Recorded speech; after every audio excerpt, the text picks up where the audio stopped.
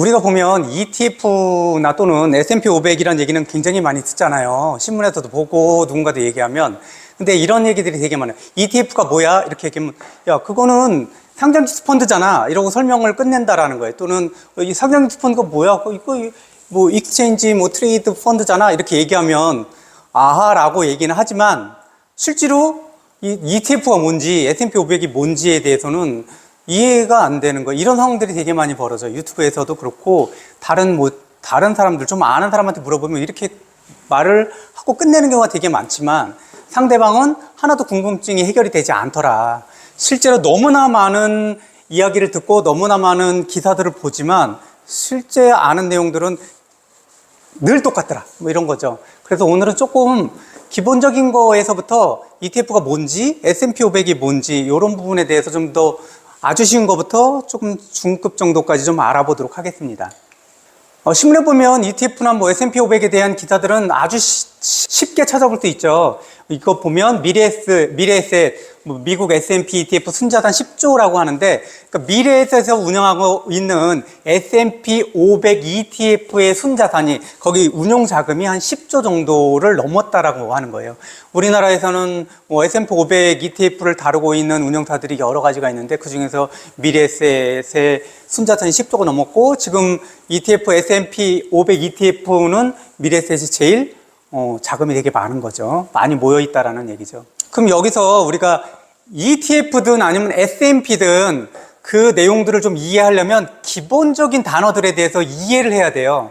그 단어들이 이해가 되지 않으면 ETF나 또는 S&P 500에 대해 접근하기가 상당히 쉽지 않아요. 그 시장지수라는 말이 있어요. 시장지수. 시장지수라는 거는 그 시장의 평균 성적표라고 생각하시면 돼요. 이거를 영어로 얘기하면 인덱스예요. 인덱스를 추종한다 막 이런 얘기들 하잖아요. 그러니까 지표라고 생각하시면 돼요. 지표. 우리가 책에다가 몇 조까지 읽었어라고 하면 이렇게 붙이잖아요. 그걸 인덱스라고 하잖아요. 그래서 자산의 크기가 어느 정도 되는구나 뭐 이런 것들을 알아보기 위한 그런 지수라고 생각하시면 돼요. 똑같은 말이에요. 시장지수, 인덱스 똑같은 말이에요.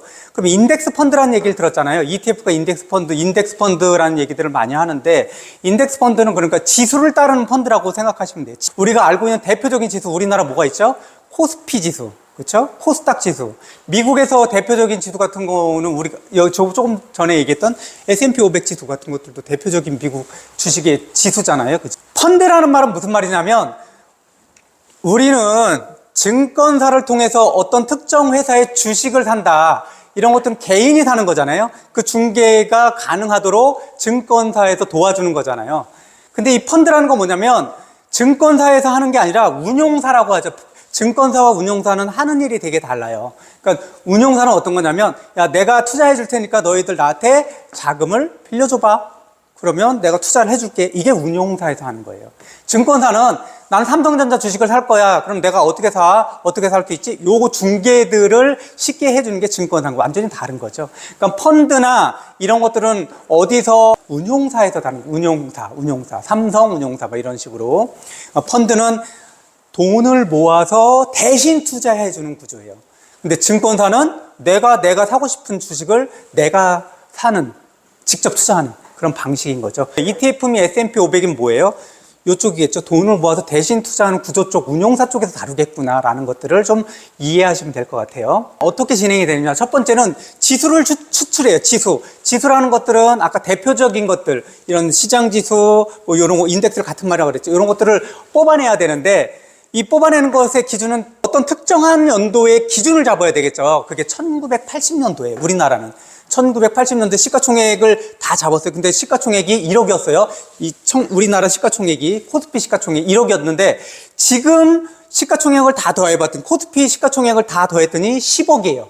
그럼 지수가 어떻게 돼요? 그때 기준으로 10배가 커진 거잖아요. 그 당시보다 그러면 지금이 한 10배 정도 코스피 시장이 커졌구나. 이렇게 파악한다라는 거죠.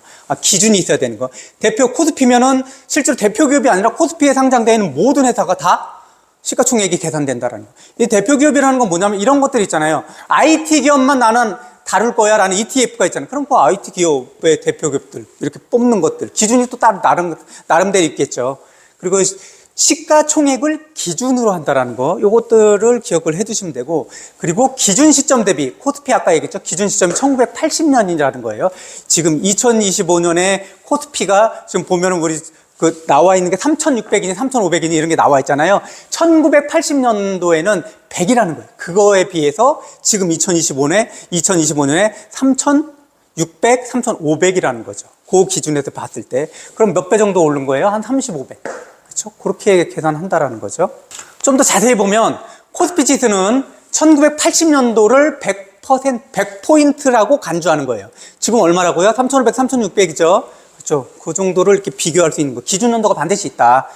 S&P 500은 기준 연도가 언제냐면 1957년이에요. 100포인트로 보는 거예요. 그리고 지금에서 비교했을 때 얼마나 많이 올랐어? 이렇게 비교할 수 있다는 거죠. 구체적인 연도는 중요하지 않아요. 아, 기준 연도에 지금 연도하고 비교하는구나. 시가총액. S&P 500이면 그 500개 상 기업에서 1957년에 시가총액하고 지금의 시가총액을 비율로 나타낸 거죠. 지금의 시가총액 1957년과 비교해서 그것들을 퍼센트로 나타내는 게 우리는 그걸 지수라고 얘기하는 거죠. 이거는 그 ETF마다 다르겠죠, ETF마다. 그럼 ETF 개념은 뭐냐? 아까 얘기했던 그 지수를 따르는 투자형 상품이에요. 펀드는 뭐예요? 펀드는 펀드 매니저가 나는 이것도 사고 이것도 사고 이것도 사고 이것도 살 거야 라고 해가지고 펀드 상품을 만들잖아요. 근데 지수는 그렇지 않다는, ETF는 그렇지 않다는 거예요.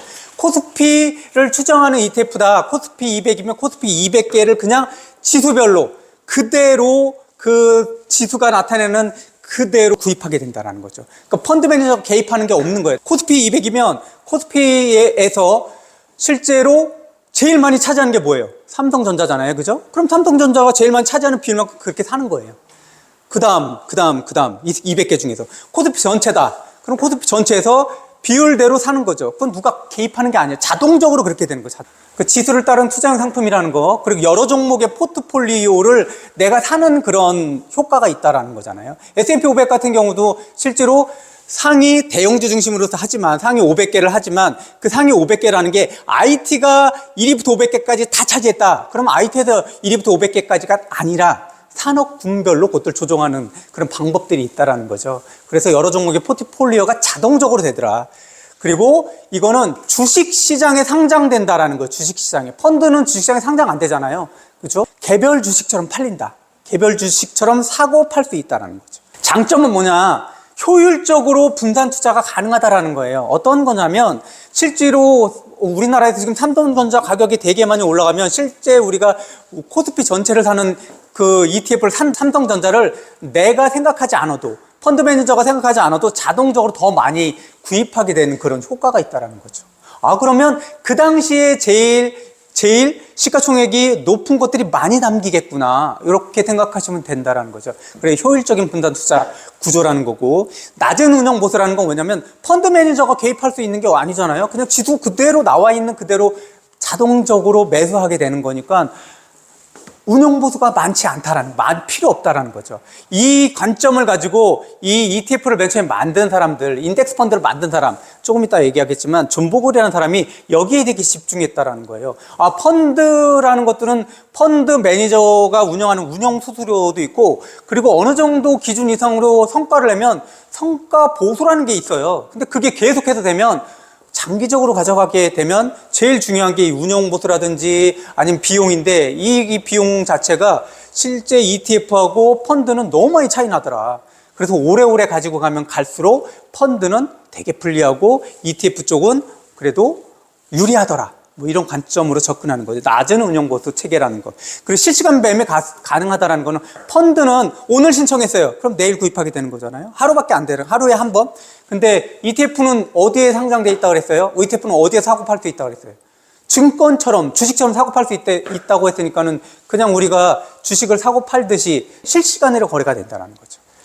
그래서 실시간 매매 가능하다는, 펀드는 하루에 한 번 신청하면 그 다음날 매수 매도가 된다는 거. 그러면 ETF 투자의 유의점, 그럼 뭘 유의해야 되냐? 조심할 점이 어떤 거냐면, 지수 하락. 그 지수가 하락될 수가 있잖아요. 지금이 코스피가 3,500, 3,600이라고 하지만 몇 달 전만 해도 3,000도 안 됐었어요. 그죠?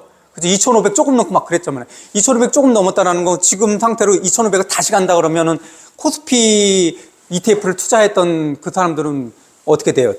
나는 10,000원에 샀는데 그게 8,000원, 7,000원 될 수 있다라는 거잖아요. 그래서 지수가 하락되면 내가 손실을 입을 수 있다. 뭐 이런 생각을 가지시면 되고. 수익우차 발생 가능성은 뭐냐면 이거는 뭐 운영 수수료 그리고 보수, 환율 뭐 이런 것들 때문에 내가 그 ETF를 가지고 수익을 내는 그 금액만이 아니라 다른 여타의 비용이 들기 때문에 또는 환율의 차이도 있기 때문에 외국에 있는 그런 자산을 기초로 한 것들은 내가 생각했던 ETF의 수익보다 조금 차이가 난다라는 거예요. 투자 목적 적합성 중에서 장기적으로 투자할 거야 아니면 단기적으로 투자할 거야 이거에 따라 다른 거죠. S&P 500 같은 경우는 미국 내에 상장해 있는 그 위에서부터 500까지의 대형 다중지물을 하니까는 이건 장기적으로 가져가도 위험성이 없지만 이런 것들이 있죠.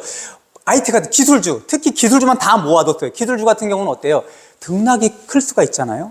그리고 그 기술주에다 나는 2배로 할 거야. 올라가는 거 2배, 내려가는 거 2배. 이렇게 하게 되면 그런 건 ETF도 있어요. 그렇게 되면 단기적인 전략으로는 이게 내 전략이 맞을지 모르지만 장기적인 전략으로 하면 손해가 많아질 수 있다는 거죠. 그런 것들, 투자 목적, 나는 어떤 목적으로 가져갈 거야. 이 돈은 진짜 장기적으로 안 빼도 돼. 이런 것과 나는 단기적으로 1년간 운영할 거야. 라는 것에 따라서 ETF의 대상 ETF가 달라질 수 있다는 거죠. 그럼 그 중에 대표적으로, 세계적으로 제일 대표적인 여러 가지가 되게 많아요. 아까 선생님 말씀하신 것처럼, 지금 양자 컴퓨터에 대한 것들도 되게 많고, 그리고 S&P 500이라는 거는 각 산업군에서, 위에서부터 이렇게 포함되겠죠. 그런데 어떤 특정 산업군만 포함되는 것들도 있어요. 그렇죠? 기술주 위주로 하는 것들도 있는 거고. 기술주나 10개만 하는 펀드들도 있는 거고. 기술주 100개만 하는 펀드들도 있는 거고. 미국에서 제일 잘 나가는. 우리나라도 그렇고요.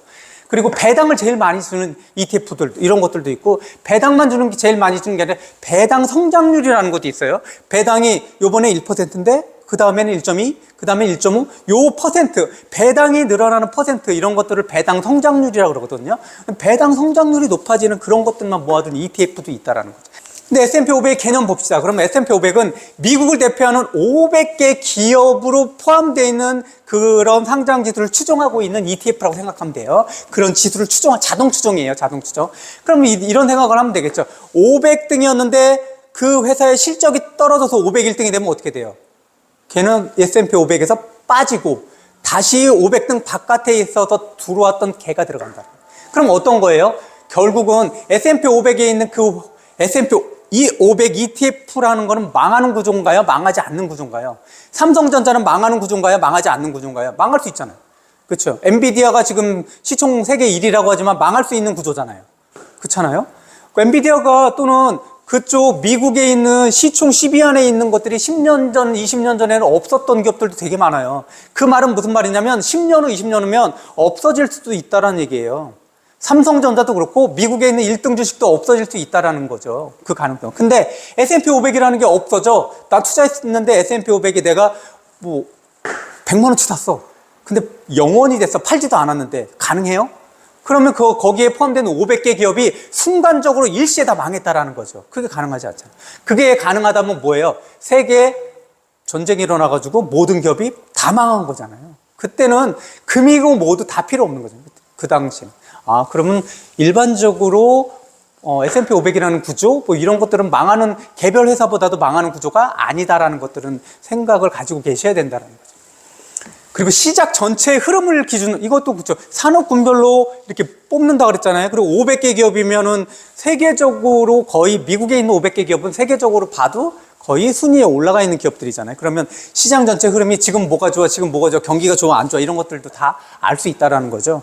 가장 널리 쓰이는 주가 지표라는 거예요. S&P 500이라는 거, 이 S&P라는 건 뭐냐면 스탠다드 앤 푸어스라는 세계적인 그 평가 운영사라고 보면 돼요. 신용평가 회사라고 보면 돼요. 세계적 1위라고 보면 거의 맞을 거예요. 피치도 있고 그렇지만 그 중에 S&P 스탠다드 앤 푸어스라는 그런 그 신용평가 회사구나. 그 평가회사가 그 500개를 지수화한 거구나. 이렇게 생각하시면 될 거예요. 어떻게 구성되느냐. 1위부터 500개까지만이 아니라 시가총액 기준으로 산정하는 거예요. 1위부터 500등까지. 1위부터 500등까지. 대형 우량주 중심이에요. 작은 거 아니에요. 대형 우량주. 그 다음에 경제 전반을 반영한다는 건 좀 전에도 얘기했지만 만약에 1등부터 500이 시총으로 봤을 때 다 그게 IT 기업이다. 그러면 IT 기업만 500개 다 들어가면 다른 것들, 원자재라든지 뭐 운송업이라든지 다른 거는 포함이 안 될 수도 있잖아요. 그렇죠? 전통적인 자동차 회사라든지 뭐 이런 것들 포함 안 될 수 있잖아요. 그러면 이거는 어떤 특정 부분만 반영할 수도 있는데 그렇게 그 종목들을 선정하지 않는다라는 거죠. 포함시키지 않는다. 어떻게 하냐면 산업군별로 IT는 뭐 얼마만큼, 원자재는 얼마만큼 뭐 이렇게 나눠준다라는 거죠. 그래서 S&P 500 자체만으로도 전 산업을 다 포함하고 있구나라고 생각하시면 되는 거예요. S&P 500은 지수를 그대로 추정합니다. 펀드 매니저가 개입해가지고 이번에 애플 더 사야지, 엔비디아도 이게 안 된다라는 거예요. 그냥 S&P에서 그러니까 스탠더드 포어에서 나오는 그대로 지금 1등이 엔비디아 그러면 엔비디아가 더 많이 포함되겠죠. 1등이 애플이야? 애플이 더 많이 포함이 되겠죠. 500등은 덜 포함되겠죠. 그런 식으로 그대로 500에 들어가 있는 비율만큼 투자하게 된다라는 거죠. 지수를 그대로 추정한다라는 거, 누가 개입하지 않는다라는, 그래서 운영보수도 되게 싼 거예요. 미국 시장 전체에 분산 투자하는 것과 같다. 500개인데 산업별로 다 나눠져 있어. 그러면은 당연히 이거는 미국 시장 전체에 분산 투자하는 것과 아울러서 뭐도 있냐면 미국 시장에서 위에 상위에 있는 기업들은 그들이 만드는 상품과 서비스는 세계적인 게 되게 많잖아요. 애플도 그렇고 핸드폰 세계적으로 파는 거잖아요. 엔비디아에서 파는 그런 그래픽카드 세계적으로 파는 거잖아요. 코카콜라 세계적으로 판매되는 거잖아요. 그들의 회사를 산다라는 것들은 세계적인 것의 수요하고 공급에 대한 그런 내용들도 파악할 수 있다는 거죠. 미국 전체 시장에 대한 분산 투자라는 것. 낮은 운용보수는 아까도 얘기한 것처럼 이게 누군가 개입할 여지들이 거의 없다라는 거예요. 그렇죠? 그래서 운용보수가 싸다라는 거. 근데 높은 투명성은 뭐냐면 펀드는 내가 펀드를 샀어요. 한 100만 원 샀어요. 근데 오늘 3시에 궁금해서 알아보고 3시 10분에 알아보고 4시에 알아보고 이게 안 된다라는 거잖아요. 실제로 분기별로 한 번씩 지금 종목 내가 펀드 매니저 또는 운영사에서 네가 구입한 펀드에는 뭐가 있어? 이렇게 분기별로 알려준다든지 이렇다라는 거죠. 매일 알려주는 것도 아니고. 근데 이거는 실제로 내가 그 종목에 들어가면 어디서든지 인터넷에 검색하면 거기에 어느 종목들, S&P 500에 어느 종목들이 얼마 비율로 들어가 있는지 금방 다 확인해 볼 수 있다는 거죠. 그래서 높은 투명성. 내가 산 그 S&P 500 ETF에는 이런 회사들이 이런 비율로 들어가 있구나. 이것들을 아주 쉽게 실시간으로 알아볼 수 있다는 거죠. 장점 또 뭐가 있냐? S&P 500은 실제로 장기 투자에 유리한 안정성. 왜냐면 S&P 500이라는 지수는 실제로 이 ETF가 만들어진 거는 몇십 년 안 됐지만 S&P 500이라는 지수는 역으로 추정하면 100년 넘게 데이터가 나와 있어요. 그때는 ETF 상품이 안 돼 있을지 몰라도. 그랬을 때 보면 그 안에는 어떤 구간이냐면 1차 대전, 2차 대전, 그 양차 대전의 구간도 있을 거고 대공황도 있단 말이에요. 그 과정들을 다 거쳐서 전체적으로 봤을 때 연간 수익률을 평균적으로 나타내면 보수적으로 8%예요. 높게는 12% 정도. 그럼 우리는 10% 정도를 S&P 500의 연간 수익률이라고 생각하면 거의 맞아요. 근데 이런 부분 있잖아요. 경제가 되게 안 좋아요. IMF나 1997년, 1998년 IMF라든지 2008년 세계 금융위기라든지 또는 코로나 이럴 때 훅 떨어지는 경우도 있잖아요. 그럼 S&P 500에 떨어질까요? 안 떨어질까요? 당연히 떨어지죠. 전 세계 주식이 다 떨어지는데 그때처럼 한 해에 10% 20% 떨어질 수는 있지만 전체적으로 높게 보면 실제로 8%에다 12% 정도의 연간 수익률을 가지고 있구나. 그리고 역사적으로 제일 많은 데이터를 가지고 있기 때문에 그래도 그중에 지금까지의 데이터적으로는 가장 신뢰할 수 있다. 이 얘기들도 되게 많아요. 사실 여기서 100년이 10%라고 해서 앞으로도 10%라고 추정할 수 있다라고는 할 수 없어요. 모든 주식 투자자들 그걸 기본으로 얘기해요. 코카콜라가 또는 삼성전자가 지금까지 연간 수익률이 10%야. 2030년도 10%일 거야. 라고 추정하는 것들은 안 된다고 금기시돼 있단 말이에요. 아까 말씀하신 것처럼 양자 컴퓨터는 지금 오지도 않은 거예요. 이게 어떻게 될지는 아무도 모르는 거예요. 지금 가장 큰 대세는 뭐예요? 딱 두 가지. 지금 시점에서 가장 중요한 화두 두 가지라고 하면은 첫 번째 뭐예요? AI잖아요. 다 알잖아요. 이게 다 모든 걸 삼켜버리잖아요. AI. 두 번째 뭐예요? 스테이블 코인이잖아요. 이 두 가지가 다 잡아먹고 있어요. 그 다음에 양자 컴퓨터 뭐가 올 거예요. 근데 이 두 가지도 AI나 스테이블 코인도 지금 앞으로 어떻게 될지에 대해서는 아무도 모른다. 근데 양자 컴퓨터요? 양자 컴퓨터는 실제로 양자 컴퓨터에 관련된 주식들이 되게 많이 오르는 거예요. 그럼 왜 그러죠? 미래에 더 좋아질 것이라고 생각하는 거지만 미래에 좋아질 것이다라고 추측하고 생각하는 것이지 그것이 전혀 발전하지 않을 수도 있다는 거예요. 그래서 말씀드렸지만 지금 그것들을 ETF를 했더니 투자 수익이 좋아라고 얘기했지만 그것들은 어느 순간에는 다 추정하는 거잖아요. 미래에 그럴 거야 라고 하지만 어느 순간에 야 이거 어려울 것 같아 그러면 다 빠져나간다. 지금 수익이 그렇게 해서 ETF가 야 봤더니 수익률이 10%에 그러면 앞으로도 좋을 거다. 이거하고는 전혀 관계가 없는 거예요. 그러니까 그렇게 접근하시면 안 된다. 그러면 S&P 500을 굳이 얘기할 필요가 없는 거예요. 양자 컴퓨터 당연히 수익률 되게 높죠. 그죠? 그럼 그런 미래에 대한 가치. 저기도 그렇잖아요. 그 테슬라 같은 경우도 실질적으로 올라가는 거 엄청나게 올라가죠. 떨어질 때도 엄청나게 떨어지잖아요. 그 일반 테슬라를 자동차 회사라고 생각하면은 그렇게 올라가고 떨어지지 않잖아요. 대부분은 어떤 거냐면 어떤 자산을 평가할 때 어떤 것들이냐면 그 자산이 미래에 얼마나 영업이익을 더 낼 거야 라는 기대감이 많이 반영이 된다. 그걸 퍼라고 얘기를 해요, 보통. 그쵸? 얘는 퍼가 10이야 라는 거. 얘네들은 10년 정도 지나면 내가 샀을 때 10년 정도 지나면 내 원금을 회수할 수 있어. 뭐 이런 것들처럼 이익으로 뭐 이런 개념이죠. 근데 뭐 지금 훨씬 더 테크일수록 어때요? 그게 100배? 심하게는 몇백 배잖아요. 그걸 그렇게 미래의 성장이 한 100배, 200배 될 거야 라고 생각해서 그걸 산다란 말이에요. 그 당시에는 그 기대감이 있기 때문에 굉장히 많이 오를 수도 있지만 언제 떨어질 것인지는 누구도 예측할 수 없다. 여기서 되게 많이 착각하시는 분이 있어요. 세계적으로 굉장히 유명한 펀드 매니저든 아니면 주식의 구루가 이거는 앞으로 10년, 20년 후면은 이게 2배 돼, 10배 돼라고 굉장히 많이 나오잖아요. 우리나라에서도. 그거는 실제로 믿을 수 없는 얘기예요.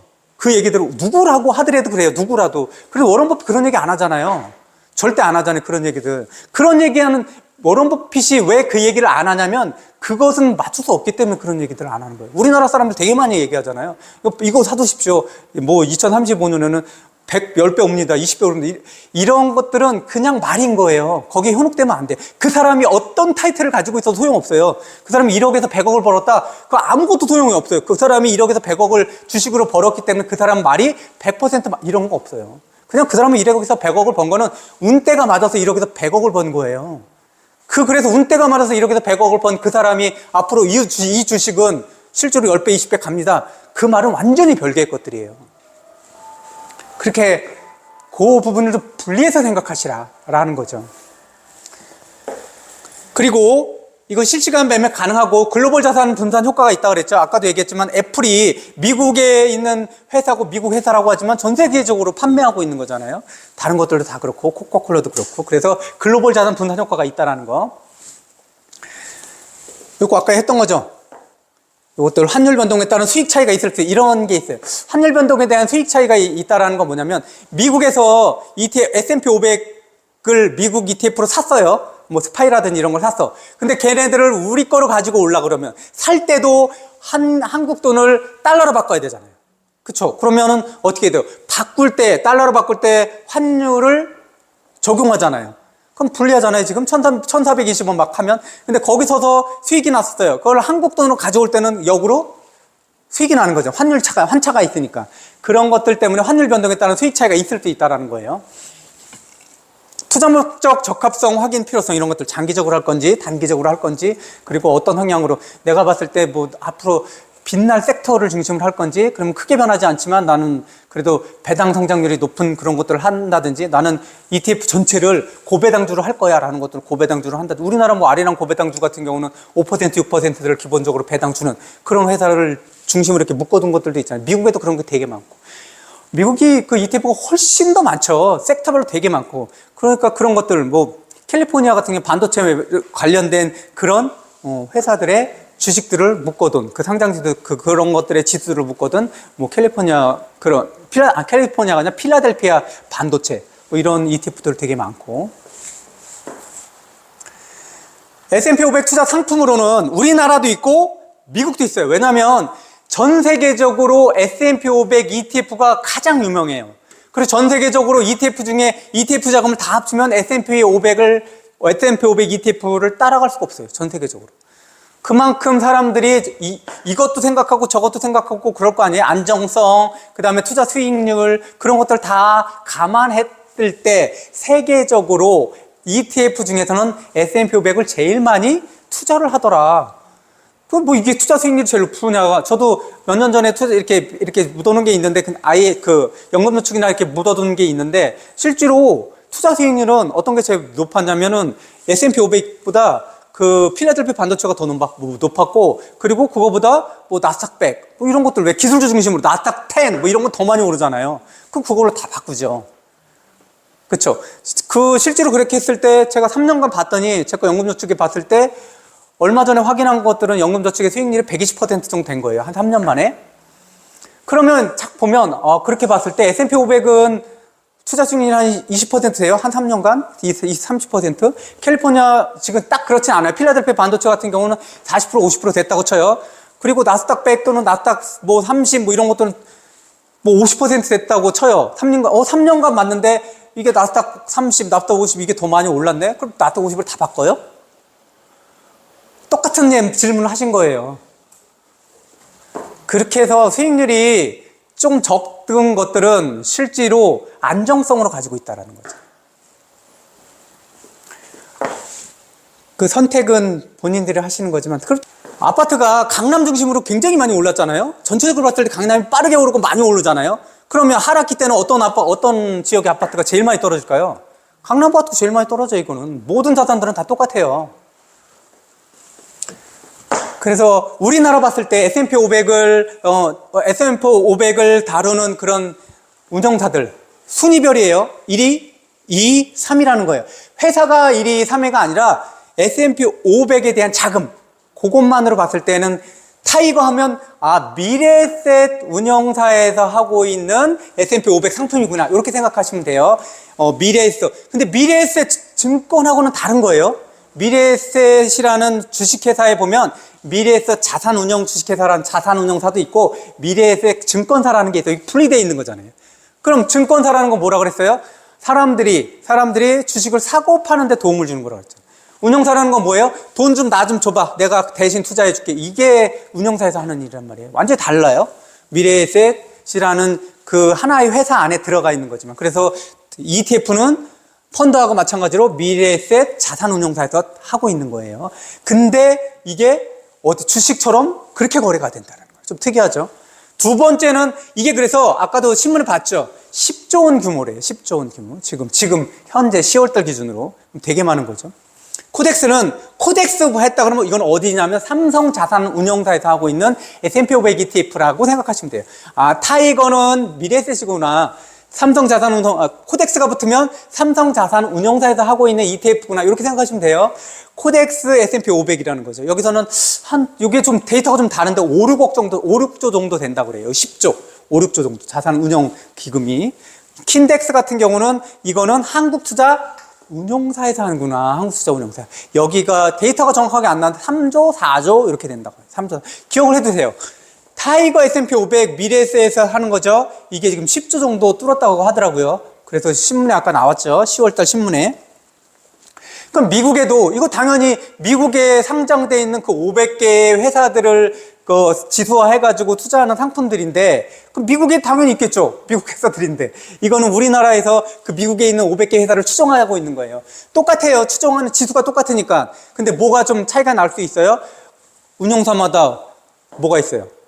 비용이 다를 수 있잖아요. 그쵸? 그 비용이 다르기 때문에, 그 비용 차이가 있고, 또 하나 무슨 차이가 있다고요? 환율 차이가 있을 수도 있다고 그랬잖아요. 그럼 미국에는 뭐가 있냐? 미국에도 S&P 500 ETF를 미국 운영하고 있는 운용사들이 있어요. 상품으로. 제일 많이 들어봤을 거예요. 근데 늘 헷갈리죠? SPDR, S&P 500이라는 게 있어요. SPDR, S&P 500. 그거를 우리는 SPY 또는 스파이라고 많이 들어보셨죠? 스파이. 세계 최대 규모의 S&P 500 투자 상품. 스파이. 이 운영사 같은 경우는 뭐 세계적으로 한 두 번째 정도 되는 그 자산운용사예요. S&P. 여기 보면 스트리트, 글로벌, 어드바이저 주식회사. 되게 길죠. 그냥 일반적으로 뭐 스테이트 스트리트라고 얘기해. 스테이트 스트리트라고 해요. 운영사 이름. 근데 전 풀네임은 스테이트 스트리트 글로벌 어드바이저 주식회사다. 요거다. 그리고 이 회사는 한 2 정도, 세계적으로 2 정도 되는 자산운용사다. 근데 S&P 500을 보면 전 세계적으로 1위라는 거예요. S&P 500에 대한 운영 자금을 보면. 그게 얼마 기준이냐면 1000조예요. 봐봐요. 우리나라 10조 넘었다고 신문에 나왔잖아요. 1등이에요. S&P 500. 여기는 얼마라고요? 1000조. 이게 무슨 의미가 있냐? 이게 무슨 의미가 있냐면, 아무리 ETF라도, 내가 운용사인데, ETF인데, S&P 500을 추정한대. 근데 운영자금이 50억, 100억이라 그래봐요. 그럼 내가 그 ETF를 샀는데, 필요해서 팔 때 받아주는 사람이 없을 수도 있잖아요. S&P 500이 중요한 게 아니야. 그것도 중요하잖아요. 근데 운영기금 되게 작은 회사들이, 야, 우리도 S&P 500을 추종하는 그런 ETF 있어, 해줘. 그때 내가 필요해서 팔려고 했더니 안 팔려. 그쵸? 그래서 그 S&P 500 ETF를 운영하는 그 운영자금들이 큰 것들이 되게 안정성을 도모할 수 있구나. S&P 500을 다룬다고 다 안정적인 게 아니구나라는 것들을 유념해 주셔야 돼요. 여기 보면 10조, 뭐 이게 6, 7조, 이게 이 정도면 뭐 내 거 빠지는 건 문제 아니겠지만, 이렇게 자산 운영하는 기금이 어느 정도도 되게 중요한 기준이더라. 1위에요. 2등은 뭐냐면, iShares Core 뭐 이렇게 S&P 500 ETF를 IVV가 더 유명할 거예요. 그죠? IVV. SPY, 스파이가 이게 제일 유명하고, 그 다음에 IVV예요. 이것도 S&P 500 ETF를 다루는 그런 상품이에요. iShares Core 뭐 S&P 500 ETF예요. 규모는 약 560조예요. 여기에 거의 절반 정도 된다고 보시면 돼요. 이게 엄청 큰 거죠. 그러니까 2등이라고 해도 560조면 우리 미래에셋 타이거 보면 10조라고 그랬잖아요. 우리 타이거보다도 56배 정도 운영 자금이 더 크더라. 여기. 근데 이 블랙락에서 운영하고 있는데, 블랙락 자산운용사인데, 이 블랙락이 전 세계적으로 1위 자산운용사예요. 전체 규모가. 전 세계적으로. 그럼 운영사로도 전 세계적으로 제일 규모가 크고, 그 다음에 S&P 500 그 기금 자체도 2등이잖아요, 자체적으로. 그럼 이 정도 상품은, S&P 500은 뭐 당연히 안정적인 거지만, 이 정도 운영이 된다면, 실제로 뭐 운영사가 망하거나, 뭐 이런 경우, 이렇게 될 위험은 적겠구나. 뭐 망할 수도 있죠. 망하는 거야, 뭐, 모든 것들 다 망하니. 그럼 3등은 뭐냐? 제일 많이 들었죠. 뱅가드 S&P 500. 제일 많이 들었을 거예요. 뱅가드 안경이 아니고요. 뱅가드 운영사예요, 운영사. 이 뱅가드 그룹이라는 그 주식회사, 거기서 운영하고 있는 그 운영사에서 다루고 있는 뱅가드 S&P 500 ETF예요. 이것도 약자로 많이 들었을 것 같아요. VOO. 이 세 가지가 약자가 훨씬 더 우리에게 친숙해요. 스파이, IVV, 그 다음에 VOO. 이거는 ETF, S&P 500 ETF를 다루는 상품이구나라고 생각하면 돼요. VOO. 그 다음에 IVV, 그 다음에 SPY. 이 세 가지.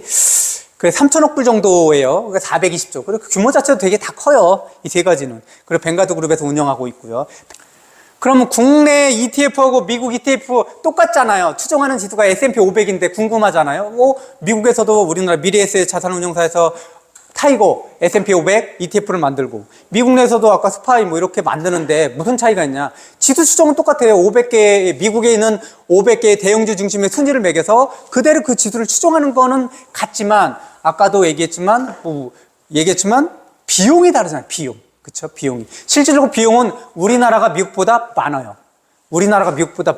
배당도, ETF를 사면 배당금이라고 하는 게 아니라 분배금이라고 해서 돈이 어느 정도 들어와요. 근데 그 분배금의 차이도 미국이 훨씬 더 많아요. 똑같이 500개의 기업을 사는데, 어떤 구조냐면, 우리가 미래에셋에서 ETF를, S&P 500 ETF를 투자한다는 건 뭐냐면, 제가 10,000원어치 S&P 500 ETF를 투자했잖아요. 그럼 그 10,000원어치를 사는 거예요. S&P 500을. 실제로. 그 비율대로. 그러면 그 S&P 500을 누가 보유하고 있는 거예요? 그 운영사가 보유하고 있는 거잖아요. 그럼 그 S&P 500 각 회사에는 어떤 회사들도 있어요? 배당 주는 회사들도 있잖아요. 그 배당 주는 회사도 있고, 그리고 여타 다른 걸로 인해서 이득을, 그 주식 기금 가지고 운영하는 비용, 수익들이 있단 말이에요. 그 수익에 대해서 나눠주는 거죠. ETF를 투자했던 사람들에게 나눠줘. 그거를 배당금이라고 하는 게 아니에요. 배당금 뭐냐면 어떤 특정 회사가 영업이익을 많이 냈어요. 그럼 그 부분에 대해서 주주니까, 주인이니까는 이렇게 나눠주는 게 배당금이고, 이거는 ETF로 인해서 그 ETF 운영하면서 나온 수익, 그리고 ETF에 포함되어 있는 그 회사가 주는 배당금의 수익, 이것들을 ETF에 투자하고 있는 사람이 나눠준다 그래서 배당금이 아니라 분배금이라고 그래요. 분배금. 근데 실질적으로는 그냥 배당금이라고 생각하시면 돼요. 배당금. 그래서 ETF를 투자해도 배당금을 주는구나. 분배금이에요. 근데 미국보다 우리가 덜 주는구나. 운용보수라든지 아니면 거래세 뭐 이런 것들이 우리나라가 미국보다 높구나. 요 정도 생각하시면 돼요. 근데 환율 차이, 환율의 영향도 받겠구나. 미국 거를 사게 되면 그리고 미국 달러 기반 해외 계좌가 필요해. 미국 거를 사려고 한다면 내가 직접 가서 뭐 아까 스파이라든지 VO, IBV 이런 걸 사려고 하면 미국 계좌 필요하죠. 우리나라 뭐 미래에셋이든지 다른 곳에서 계좌를 터가지고 어떻게 돼요? 그냥 구입하면 자동적으로 우리나라 돈을 그때의 환율 시세에 맞춰가지고 달러로 바꿔서 구입을 해. 달러로 바꾸면 수수료가 있잖아요. 그렇죠? 그리고 세제, 보수, 유동성 차이는 다 나라마다 다 다르죠. 미국의 세금, 그리고 보수, 운영보수 이런 거 다 다르잖아요. 그 다음 유동성 차이, 미국에 들어오는 게 훨씬 더 크다고 그랬잖아요. 그렇죠? 훨씬 더 많죠, 돈이 훨씬 더 많이 들어왔다, 훨씬 더 많이 빠진다. 세금은 이거 굳이 여기까지 아실 필요는 없는데, 미국에서 또는 한국에서 이렇게 했을 때, 미국에서 샀다라고 하면은 매매차익은 비과세예요. 미국에 있을 때 SPY를 샀을 때는 비과세고 배당소득세는 15%대예요. 한국에서 샀을 때, 한국에서 미국 ETF를 샀다 그랬을 때는 22% 차익에 대해서 과세예요. 22% 차익에 대해서. 근데 배당은 15.4% 과세. 근데 우리나라에서도 과세해요, 안 해요? 과세하죠. 근데 미국에서 배당소득세 15.4% 과세하면 우리 내에서 그것을 제외하고 받기 때문에 한쪽에서만 낸다라고 생각하시면 돼요. 배당소득세는.